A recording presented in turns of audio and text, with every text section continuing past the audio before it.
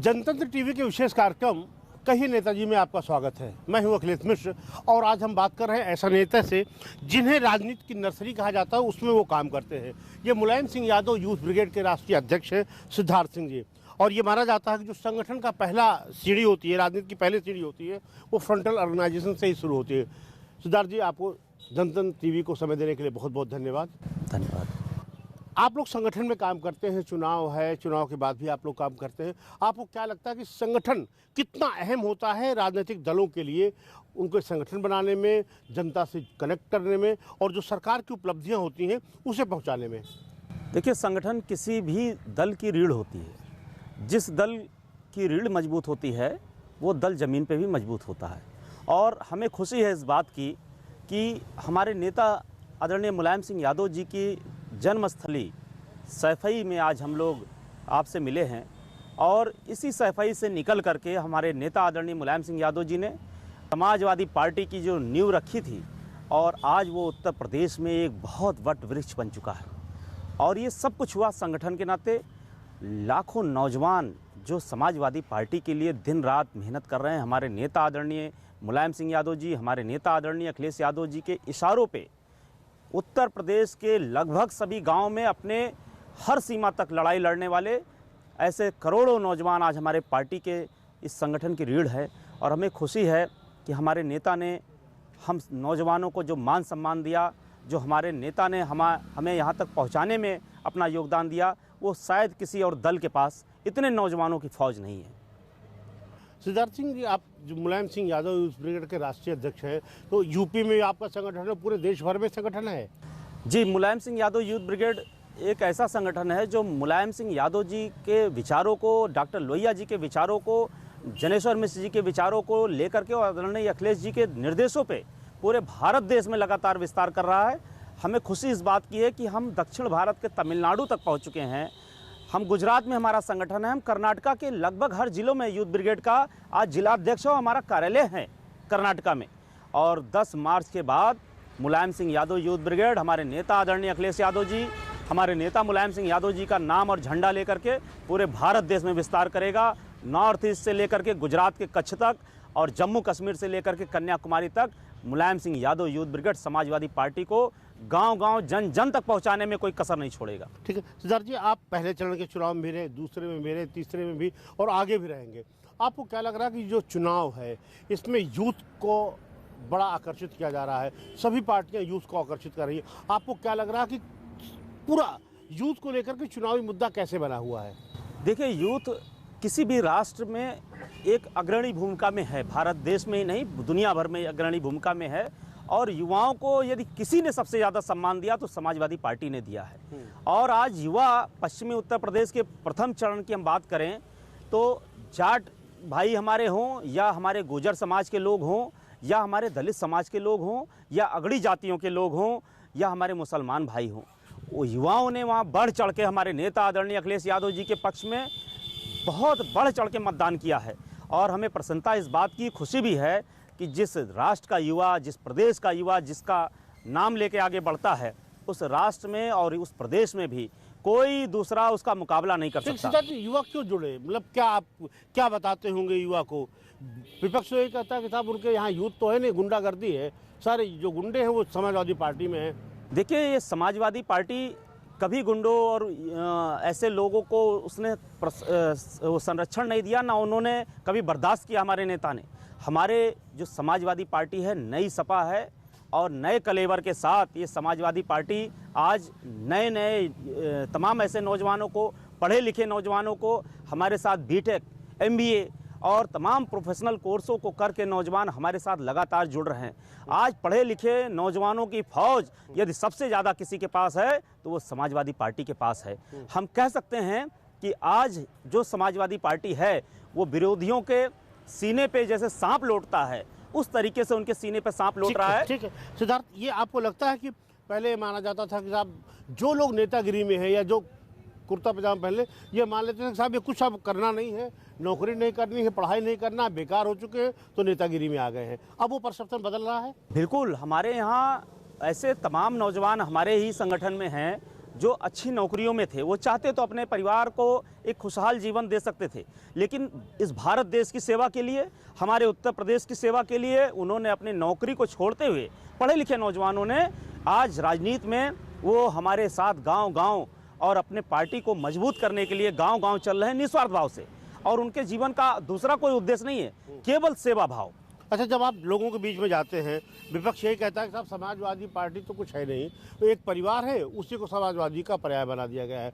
आपको लगता है समाजवादी पार्टी पे जो आरोप लगता है कि साहब ये परिवारवादी हैं, सिर्फ अपने एक परिवार का विकास करते हैं, उसका नुकसान होता है जब आप लोगों के पास जाते होंगे, लोग आपसे क्वेश्चन करते होंगे?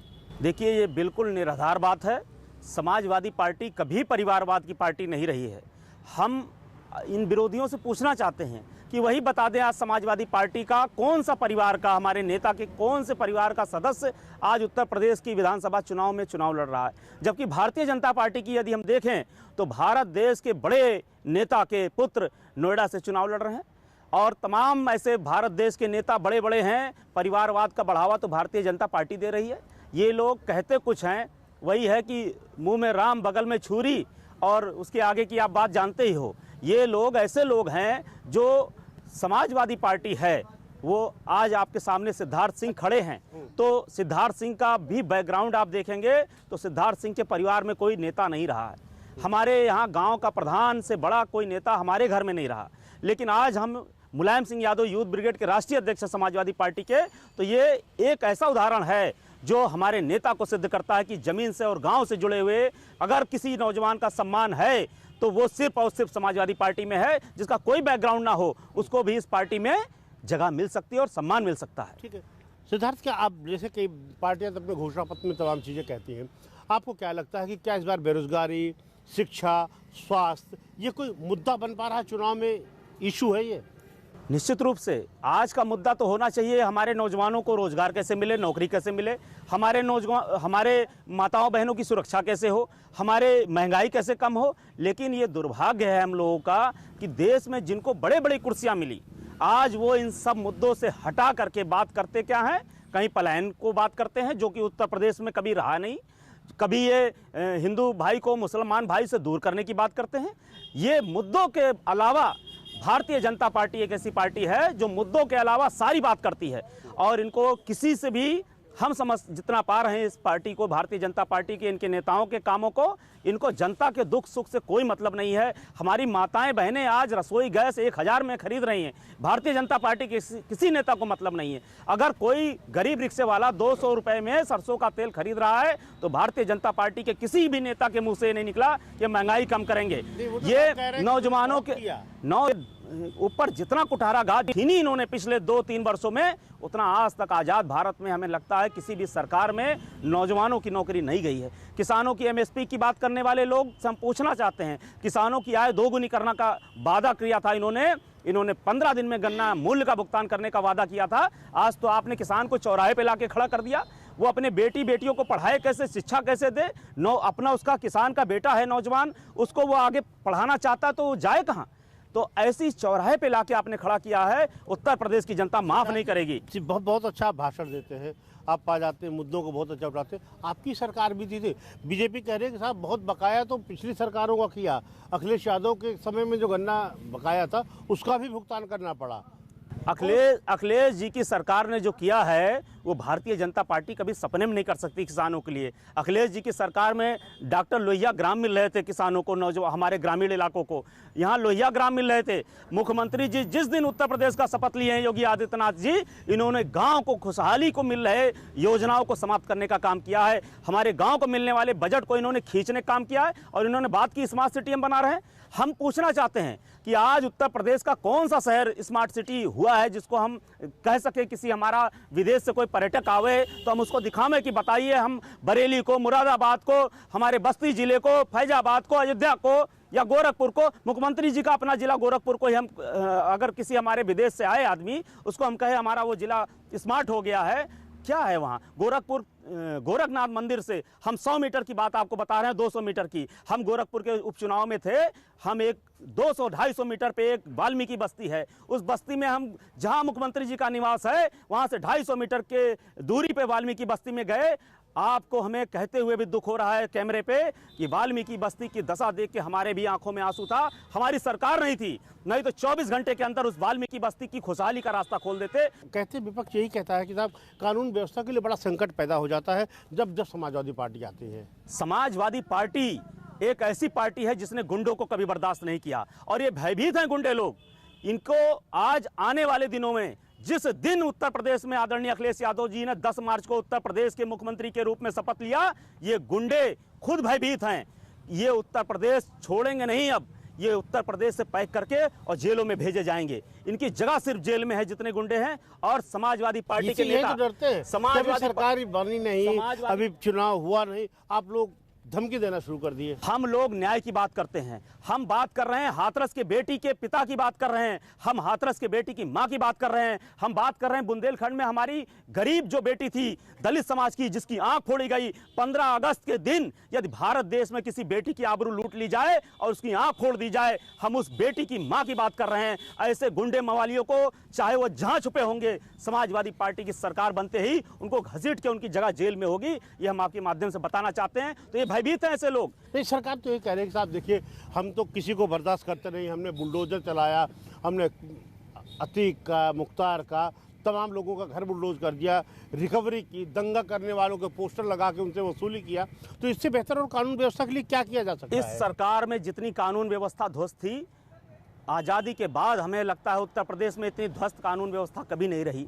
इन्होंने पराकाष्ठा की है अन्याय अत्याचार की। मानव अधिकार आयोग कह रहा, हम नहीं कह रहे हैं, मानव अधिकार आयोग ये कह रहा है कि इसी सरकार में पुलिस ने और तमाम लोगों ने खुलेआम गुंडागर्दी की है। अभी 4 दिन पहले शाहजहांपुर में हमारा समाजवादी पार्टी का कार्यकर्ता था, उसका दोष ये था कि वो समाजवादी पार्टी का कार्यकर्ता था, उसको गोलियों से भून दिया गया।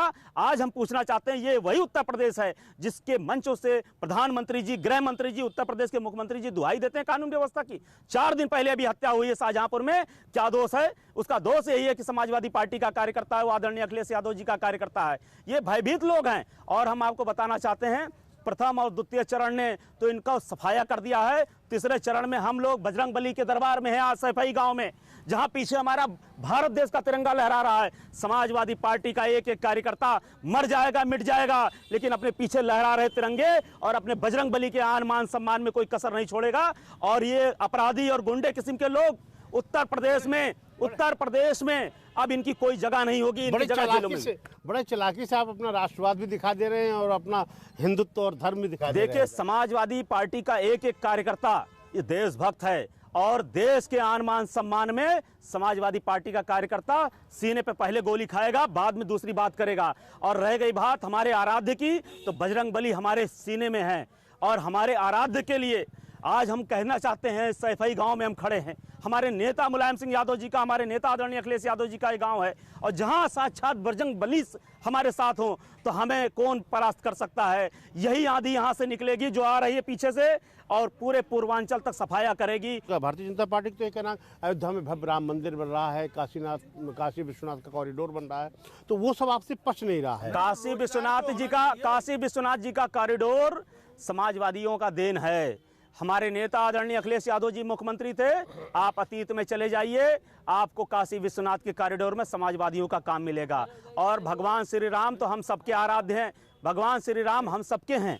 भगवान श्री राम किसी एक व्यक्ति के नहीं हैं, भगवान श्री राम सबके हैं, पूरे भारत एक एक भारतवासियों के हैं। और हमारे जितने महापुरुष हुए, जितने देवी देवता हुए, अन्य धर्मों के भी जितने महापुरुष हुए, वो पूरे एक एक भारतवासियों के हैं। और देवी देवताओं का कभी बंटवारा नहीं होता है। देवी देवताओं का बंटवारा करने वाले लोगों से हम पूछना चाहते हैं कि भगवान श्री राम का चंदा खाने वाले लोगों से पूछना चाहते हैं कि भगवान श्री राम का सबसे ज्यादा अपमान किसी ने किया है, तो भारतीय जनता पार्टी ने। सिद्धार्थ जी, युवा को आप कितने बड़ी शक्ति मानते हैं? प्रियंका गांधी कहती हैं कि नारी हूँ, लड़ सकती हूँ, लड़की हूँ, लड़ सकती हूँ, और वो कहते हैं कि लड़कियों को, महिलाओं को समाजवादी पार्टी में वो हक नहीं मिल पाता है जो मिलना चाहिए, और ये आरोप बीजेपी भी लगाती है। देखिए, उत्तर प्रदेश में ही नहीं, भारत देश में जितने तरह की पार्टियां हैं, उसमें सबसे ज़्यादा यदि नौजवानों को उनका हक मिला, उनको सम्मान मिला, तो भारत देश में एक ही पार्टी है, समाजवादी पार्टी। समाजवादी पार्टी एक ऐसी पार्टी है जिसने आदरणीय अखिलेश यादव जी की नेतृत्व में चलने वाली समाजवादी सरकार में हम जैसे नौजवानों को उन्होंने आवास विकास परिषद का उपाध्यक्ष बनाया। बहुत सारे हमारे समाजवादी साथियों को कम उम्र में छोटी छोटी उम्र में आवास विकास जैसे और तमाम विभाग जैसे दर्जा प्राप्त मंत्री बनाने का काम नहीं, किया। महिलाओं के सम्मान की बात और है। महिलाओं की भी हम बात कर रहे हैं आपसे। हमारे समाजवादी पार्टी में युवा प्रकोष्ठों में भी जितनी हमारी बहन बेटियां आगे बढ़ रही हैं, जिस तरीके से मान सम्मान मिल रहा है, किसी दल में उतनी बड़ी ताकत नहीं है जो युवा शक्ति हमारे समाजवादी पार्टी के प्रकोष्ठों में। हमारे जो संगठन है समाजवादी पार्टी के फ्रंटल संगठन, यहाँ हमारी बहन बेटियां लगातार हमारे गांव से निकल के और वो जिले तक में उनको सम्मान मिल रहा है। अच्छा, जब आप गांव में जाते होंगे, वोट मांगने जाते होंगे, लोगों से बातचीत करते हैं, तो क्या लोग कहते होंगे, क्या इशू होता है, आपको क्या सबसे बड़ा मुद्दा क्या नजर आ रहा है? आज लोग बस एक ही बात कर रहे हैं गांव में कि किसी भी तरीके से इस भारतीय जनता पार्टी को हटा करके और अखिलेश यादव जी को उत्तर प्रदेश का मुख्यमंत्री बना दीजिए। हम गांव के लोग त्रस्त हैं, हम त्रस्त हैं। इन्होंने जो जनेश्वर मिश्र ग्राम और लोहिया ग्राम का पैसा छीना, वो त्रस्त हैं जो किसानों की का वादा करने वाले, झांसा देने वाले और नौजवान आने की बात उन्होंने। किसी बेचारा अपना गेहूं धान और गन्ना बेच के उसने अपने बेटे को दिल्ली और इलाहाबाद जैसे शहरों में भेजा कि उसका बेटा पढ़ जाएगा, कुछ कर जाएगा, अपने गांव का नाम कर जाएगा। लेकिन उस बेटे को का अपमान करने वाले देखिए देश के हमारे प्रधानमंत्री जी ने और बहुत सारे भारतीय जनता पार्टी के नेताओं ने कहा पकौड़ा तलो, आपका रोजी रोजगार यही है। तो किसान जो अपना पसीना बहा के, अपना खून बहा करके 2-2 रुपए खेतों से इकट्ठा कर रहा है और उस मेहनत की कमाई का आप इस तरीके से अपमान करोगे कि उसका बेटा पकौड़ा तले, तो भारतीय जनता पार्टी को अब किसान भी माफ नहीं करेगा, हमारी बहन बेटी भी माफ नहीं करेंगे, नौजवान भी माफ नहीं करेगा। ठीक सिद्धार्थ, आपको ऐसा लग रहा है कि जो घोषणा पत्र आपका बना है, पार्टी का घोषणा पत्र 22 का 22 संकल्प आया है, उसमें तमाम ऐसे वादे कर दिए गए हैं कि जो शायद संभव न हो पाए। आप हर आदमी को जिसके पास मोटरसाइकिल है डीजल पेट्रोल देने की बात कह रहे हैं, आप कह रहे हैं 300 यूनिट तक बिजली फ्री देंगे। ये संभव कैसे है? विपक्ष तो कह रहा साहब आप बिजली देंगे ही नहीं, तो इसलिए फ्री का क्या मतलब है? देखिए, समाजवादी पार्टी का जो घोषणा पत्र है वो समाजवादी पार्टी का वचन है और वचन है ये मुलायम सिंह यादव जी का, वचन है आदरणीय अखिलेश यादव जी का। और समाजवादियों ने जिसको वचन दिया है आज तक कोई वचन वो झूठा नहीं हुआ है और कोई वचन ऐसा नहीं है। हमारे नेता इनके नेता की तरह नहीं 15-15 लाख रुपए का झांसा देने वाले। समाजवादियों ने यदि कहा था कि हम लैपटॉप बांट के दिखाएंगे, तो हम उत्तर प्रदेश में नहीं, भारत देश में नहीं, हम पूरी दुनिया में कहते हैं कि ऐसा कोई उदाहरण नहीं होगा कि 17 लाख नौजवानों को हमारे अखिलेश यादव जी की पूर्व की सरकार ने 12 से 17 में लैपटॉप बांट के दिखाया। और उन नौजवानों ने भी क्रांति करके दिखाया कि हमारे नेता ने को कहना पड़ा कि यदि हम दोबारा उत्तर प्रदेश में सत्ता में आए तो हम 20 से 22 लाख नौकरी आईटी सेक्टर में इंतजाम कराने का काम करेंगे। वहीं लखनऊ में हमारे आवास विकास परिषद के हम उपाध्यक्ष थे, उसी के बिल्कुल बगल में आईटी सिटी को डेवलप किया गया और तमाम कंपनीज वहां आई। हम कहना चाहते हैं लाखों करोड़ का इन्वेस्टमेंट समिट इन्होंने ढकोसला दिखाया। भारतीय जनता पार्टी के लोगों ने लखनऊ में हवाई जहाज तक उड़ाए और उसका क्या हुआ? इन्वेस्टमेंट समिट का आज 2 रुपए नहीं ला पाए, जो कहते थे कि हम कई लाख करोड़ का इन्वेस्टमेंट उत्तर प्रदेश में करा रहे हैं। अच्छा, ये तो मानेंगे कि साहब उन्होंने किसान सम्मान निधि दी है, गरीबों को राशन पहुंचाया है, कोरोना काल में लोगों को जितना बेहतर प्रबंधन हो सकता था वो क्या, ये तो आप मानेंगे ना? कोरोना काल में जितना लोगों को दुख दे सकती थी ये सरकार, हमने अपने अजीजों को, अपने प्रियजनों को अपने आंखों के सामने तड़पते हुए देखा है। ऑक्सीजन से अस्पतालों में भर्ती नहीं होते थे, हम लोग लड़े हैं बस्ती में जा करके, वहां जिला अस्पताल से लेकर के कैली अस्पताल से लेकर के तड़पते हमने अपने दोस्तों को मरते देखा है। हम ऑक्सीजन हम लोग लड़ लड़ के भी नहीं दिला पाए क्योंकि ये जुल्मी सरकार बैठी थी। हमारे नेता आदरणीय अखिलेश यादव जी यदि उत्तर प्रदेश के मुख्यमंत्री होते, हम जिम्मेदारी से कह रहे हैं इस बात को, और ये राजनीति से प्रेरित बात नहीं है, हम बहुत सारे लोगों की जान बचा लेते हैं। हम समाजवादी, हम लोग दिन रात लड़ते रहे। इन्होंने मरते हुए हमारे लोगों को कभी सहारा नहीं दिया। हमने लाखों नौजवानों को, मजदूरों को पैदल चलते देखा, हम लोगों ने उनको कोई मदद करने वाला नहीं था। ये भला कहिए आदरणीय अखिलेश यादव जी का कि चलते चलते लोग मर गए सड़कों पे, 25 पैसा इस सरकार ने उनकी मदद नहीं की और हमारे नेता ने लाखों रुपए से मदद करने का काम किया ऐसे गरीब परिवारों को। अभी जिस तरह से प्रधानमंत्री, गृह मंत्री, मुख्यमंत्री, रक्षा मंत्री सब लोग यूपी को फोकस कर रहे हैं और वो कहते हैं कि साहब गर्मी शांत कर देंगे, चूक जाएंगे तो ये भी जो है कश्मीर हो जाएगा, केरल हो जाएगा, उत्तर प्रदेश जो विकास की धारा वो बहाए हैं वो तुरंत बंद हो जाएगी, उल्टी हो जाएगी। ये जो बाहर से आ रहे हैं उत्तर प्रदेश में आज प्रचार करने, ये सिर्फ पिकनिक मनाने आ रहे हैं। यदि इनको उत्तर प्रदेश के जनमानस का जरा भी दर्द होता तो ये कोविड काल में आते, ये नोटबंदी में आते। नोटबंदी में हमारी माताएं बहनें लाइन में लगते लगते पता नहीं कितनी माताओं बहनों को अस्पताल पहुंचाना पड़ा। हमारी एक बहन है जिसका बेटा खजांची है, बैंक के अंदर उस बहन ने उस खजांची को जन्म दिया है। इनको शर्म नहीं आती उत्तर प्रदेश में आज ये सब बात कर रहे हैं आकर के? ये उस दिन कहाँ थे जब उत्तर प्रदेश के लोगों को आप कहते थे कि आप हमको 100 दिन का समय दे दीजिए और मैं काला धन ना लाया तो मुझे फांसी पे लगा दीजिएगा और मुझे सजा दीजिएगा। ऐसे लोगों को शर्म आनी चाहिए। ये सिर्फ सैर सपाटा करने उत्तर प्रदेश में आए हैं चुनाव में, इनका कोई लेना देना नहीं उत्तर प्रदेश की गरीब जनता से, उत्तर प्रदेश के दुख दर्द से। जिस तरह से चुनाव आयोग का बिहेवियर है, जिस तरह आपके नेता आरोप लगाते हैं कि चुनाव आयोग पक्षपातपूर्ण ढंग से काम कर रहा है, एक तो वो, दूसरा जिस तरह से आप कई फेसों में बड़ी रैलियां नहीं कर पाए, आपको लगा कि आपकी उतनी तैयारी नहीं थी और चुनाव में आप कहीं पिछड़ गए? हमारे नेता जिस दिन गाजीपुर से लेकर के रथ निकले थे लखनऊ के लिए, हमें याद है हम वहाँ मौजूद थे गाजीपुर में। हेलीकॉप्टर 10 बज के कुछ मिनट पे उतरा था। माननीय जी हमारे राष्ट्रीय अध्यक्ष जी 10:30 बजे रथ में सवार होकर जब चले गाजीपुर से, और लखनऊ उनको शाम को पहुंच जाना था रात में 10 बजे तक, लेकिन पूरा दिन रथ चला, पूरी रात रथ चला और सुबह वो 6 बजे लखनऊ पहुंच पाए, लेकिन जनमानस का तांता नहीं टूटा। हम लोग, गर्मी थी उस दिन और हम लोग ऐसे शर्ट पहन के गए थे, कोई गर्म कपड़ा हमारे पास नहीं था, पूरी रात सर्द थी, लेकिन कोई एक भी हमारा समाजवादी पार्टी का साथी, नौजवान, किसान, हमारी माताएं बहनें उस एक्सप्रेसवे से हटी नहीं। और एक्सप्रेसवे भी वो क्या एक्सप्रेसवे है, समाजवादियों ने एक एक्सप्रेसवे बनाया है और पूर्वांचल में एक्सप्रेसवे बना है, दोनों की तुलना कर लीजिए तो कोई कंपैरिजन नहीं है।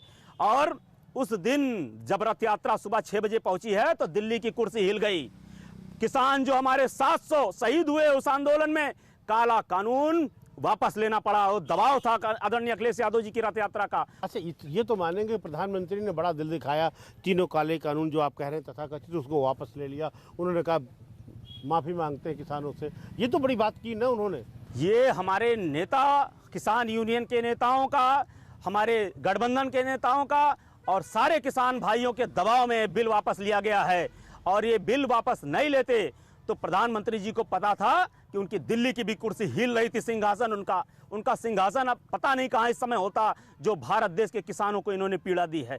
और फिर भी जनता उत्तर प्रदेश की माफ नहीं करेगी इनको। अच्छा सिद्धार्थ, अभी आपको क्या लग रहा है, मैं आपसे पूछूं कि सबसे बड़ी चुनौती आपके सामने क्या है, सबसे बड़ा टास्क आपके सामने क्या है? मतदाताओं को पोल पे पहुंचाना, आपके मतदाताओं के नाम कट गए हैं उनको जुड़वाना, क्या सबसे बड़ी चुनौती है आपके सामने? देखिए, हमारे सामने सबसे बड़ी चुनौती आज है तो उत्तर प्रदेश की गरीब जनमानस का दुख हम कैसे कम करें, उत्तर प्रदेश की जनता का दुख दर्द हम कैसे कम करें। और रह गए चुनावी काम, तो समाजवादी पार्टी का एक एक सिपाही हर बूथ पे लड़ रहा है और वो अपने नेता को मुख्यमंत्री बनाने के लिए तो लड़ ही रहा है, उत्तर प्रदेश और भारत देश को भी बचाने के लिए लड़ रहा है, हमारे इस तिरंगे की लाज के लिए लड़ रहा है। हमारे बजरंग बली के आशीर्वाद से हम कहना चाहते हैं आपसे, हमारे नेता उत्तर प्रदेश के मुख्यमंत्री पर सवार होते ही गाँव को मिलने वाले सारी सुख सुविधाएं तत्काल वापस होंगी। 300 यूनिट बिजली की बात आपने की थी, 300 यूनिट हमारे नेता का वचन है, उत्तर प्रदेश का मुख्यमंत्री बनते ही पहली कैबिनेट में पूरे उत्तर प्रदेश को 300 यूनिट घरेलू बिजली मुफ्त मिलेगी, हमारे किसानों को सिंचाई के लिए बिजली मुफ्त मिलेगी। इसमें समाजवादी पार्टी का एक एक दिया हुआ वचन तत्काल लागू होगा, ये हम आपसे कहना चाहते हैं। सिद्धार्थ जी, बहुत बहुत धन्यवाद बात करने के लिए, जनतन टीवी को समय देने के लिए। अखिलेश यादव ये थे सिद्धार्थ सिंह जी, जिन्होंने बहुत बेबाकी से अपनी बात की और उन्होंने कहा कि इस बार यूथ पूरे प्रदेश के चुनाव का दिशा और दशा तय करने वाला है और वही इस चुनाव का रुख भी बदलेगा। कैमरामैन शेरा सिंह के साथ अखिलेश मिश्र, जनतंत्र टीवी, सैफई, इटावा।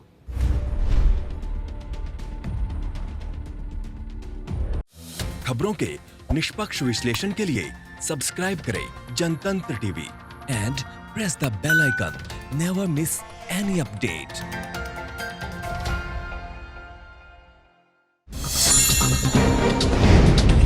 डाउनलोड कीजिए जनतंत्र टीवी ऐप को, जो कि अवेलेबल है गूगल प्ले और ऐप स्टोर पर।